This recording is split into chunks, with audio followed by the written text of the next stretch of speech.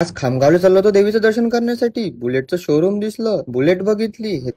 झालं असं की मी सकाळी सकाळी लवकर उठलो आणि डायरेक्ट चाललो होतो कॅन्टीन मध्ये. कॅन्टीन मध्ये आज एवढी गर्दी होती की सोडून द्या ना हो. तरी आपले पोट्टे कुठं अटपतात का हो. सट खाणे का तट रहने का म्हणे गुल्लाने. यांना म्हटलं लवकरात लवकर मला पोहे द्या. वेदांत दारोकर आणि मी पोहे तापले आणि चाललो होतो हॉस्टेलवर. हॉस्टेलवर निघालो नंतर पेपर देण्यासाठी. आज आपला रोबोटिक्सचा पेपर होता. आज काय माहित काय होते आपल्या पेपरात. डायरेक्ट पोचलो आम्ही मेकॅनिकल डिपार्टमेंट मध्ये. तेवढ्यातच दोस्त म्हणे आज मी रोबोट बनतो म्हणे. त्याला म्हटलं तू रोबोट बन, तोपर्यंत मी येतो म्हटलं बात खामगाववरून. रूमवर गेलो, तयार झालो, संध्याकाळी खामगावसाठी निघालो. तेवढ्यातच पाटील आला. त्याला म्हटलं चल काढ रे बा बुलेट आपली. हर्ष पाटील म्हणे आपला पेट्रोलचा काटा मरायला टेकला. त्याला म्हटलं पेट्रोल टाक. पेट्रोल टाकलं आणि डायरेक्ट चाललो होतो आता आम्ही खामगावला जाण्यासाठी. थोड्या वेळात आम्ही खामगावात पोहोचलो आणि डायरेक्ट गेलो आम्ही रॉयल एनफिल्डच्या शोरूम मध्ये. पाटीलने त्याची गाडी थोडीशी सर्व्हिस केली आणि मी सुद्धा बुलेट बघितल्या. त्यातली आपल्याला हे बुलेट एक नंबर वाटली. नंतर खामगावला आलो असतो म्हटलं चला आदित्य टालेची भेटे घेऊन घ्या. पाटील म्हणे लवकर चाल रे बा, टाइम होऊन राहिला. आदित्य टालेच्या घरापाशी एक देवी बसली होती. त्या देवीचं दर्शन सुद्धा घेतलं आणि आता चाललो मी मोठी देवीचं दर्शन करण्यासाठी. त्याच्यासाठी तुम्हाला आपला नेक्स्ट पार्ट नक्की बघावं लागेल. तोपर्यंत